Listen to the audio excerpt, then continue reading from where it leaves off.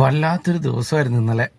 എന്തൊക്കെയാണോ ഒരു സഞ്ജു സാംസൺ ആരാധകൻ എന്ന നിലയിൽ ഞാൻ ആഗ്രഹിച്ചത്, നമ്മൾ ആഗ്രഹിച്ചത്, അതിനെല്ലാം ഉത്തരം കിട്ടിയ, അതെല്ലാം കംപ്ലീറ്റ് ആയ ഒരു ദിവസമായിരുന്നു ഇന്നലെ.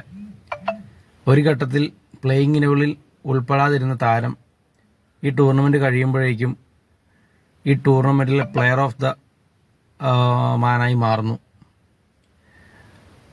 അതിൻ്റെ ആ ട്രോഫി ഏറ്റുവാങ്ങിയിട്ട് സംസാരിക്കുമ്പം സഞ്ജുവിൻ്റെ മനസ്സിലുണ്ടായിരുന്ന ഹാപ്പിനെസ്, അത് മാത്രം മതി നമുക്ക് പുള്ളീനെ ഇനിയുള്ള കാലങ്ങളിൽ കാണാൻ. അതുപോലെ ഇന്ത്യൻ ടീമിൻ്റെ നിർണായക ഘട്ടങ്ങളിൽ ഇന്ത്യക്ക് വേണ്ടി സ്കോർ ചെയ്യുന്നു, ഇന്ത്യയെ ജയിപ്പിക്കുന്നു. ആ വെസ്റ്റ് ഇൻഡീസിൻ്റെ മാച്ചാണ് ശരിക്കും പറഞ്ഞാൽ ഇതിലെല്ലാം എനിക്ക് ഏറ്റവും ഇഷ്ടപ്പെട്ടത്.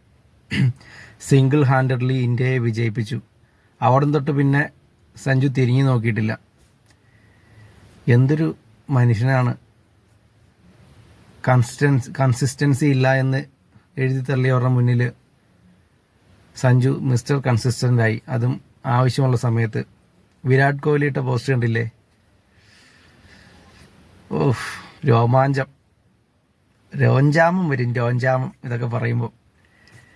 എല്ലാം ഇതൊരു നമുക്ക് മനസ്സിനൊരു കംപ്ലീറ്റ്നെസ് കിട്ടി. ഇപ്പം ഇനിയിപ്പോൾ സഞ്ജു സാംസനെ കുറിച്ച് ആലോചിക്കുമ്പോൾ നമുക്ക് ജസ്റ്റിസ് ഫോർ സഞ്ജു സാംസൺ എന്ന് പറയേണ്ട കാര്യമില്ല. കാരണം ആ ജസ്റ്റിസ് എല്ലാം പുള്ളി പിടിച്ചു മേടിച്ചു.